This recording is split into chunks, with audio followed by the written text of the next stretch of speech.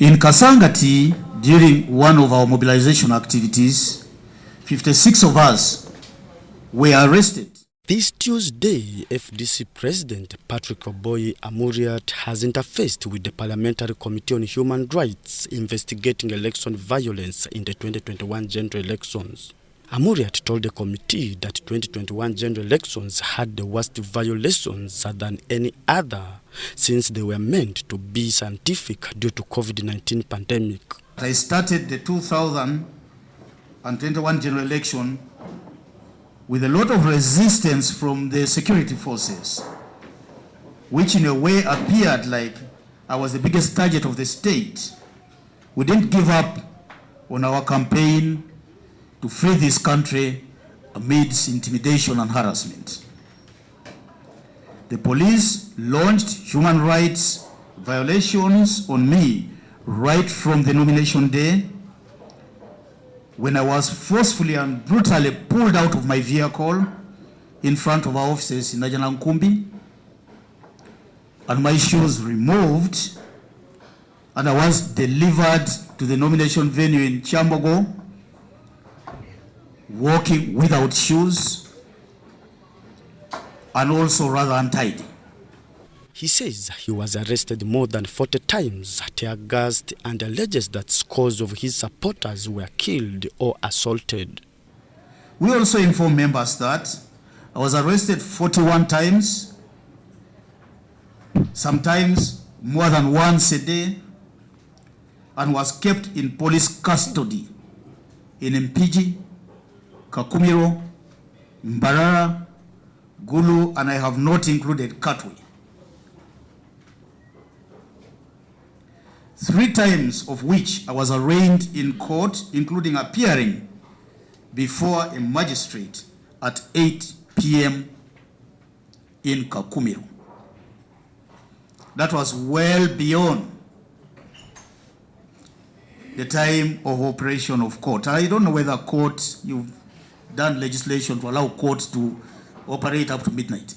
Amuriat, who came in company of some other 2 party officials, further revealed that most of his campaign team members are still sick due to physical assault or tear gas that they met during the campaigns.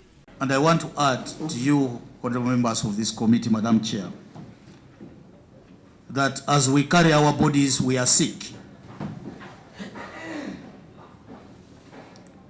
Many of my members of the campaign team, including journalists, some of whom are actually here today, have got scars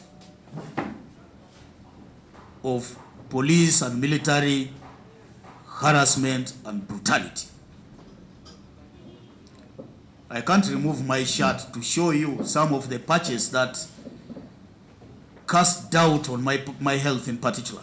He, however, put the entire blame on Parliament for having failed to postpone the elections despite the COVID-19 pandemic. We're very clear that we are going into this thing, going for a scientific election, and by implication, campaign is something that was not tenable. It would definitely amount to violation of human rights, and we had sounded signal. Unfortunately, you in this house, particularly the legal committee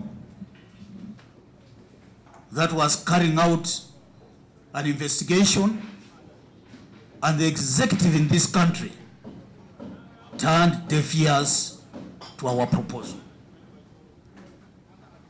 And so this parliament is responsible for the many deaths, and Mr. Museveni himself, of people resulting from the chaos that ensued during the campaigns. You have to take responsibility. And I challenge you to be decent enough. The committee, chaired by Agnes Takawe-Julie, pledged to make proposals that will stop possible violence in future elections. The cameras that were broken while we were in the field cameras worth millions and millions. In the same vein, journalists who covered the campaigns also interfaced with the Parliamentary Human Rights Committee, where they also shared stories of brutal handling by security agencies. Then Philip Aguta, UBC News in Kampala.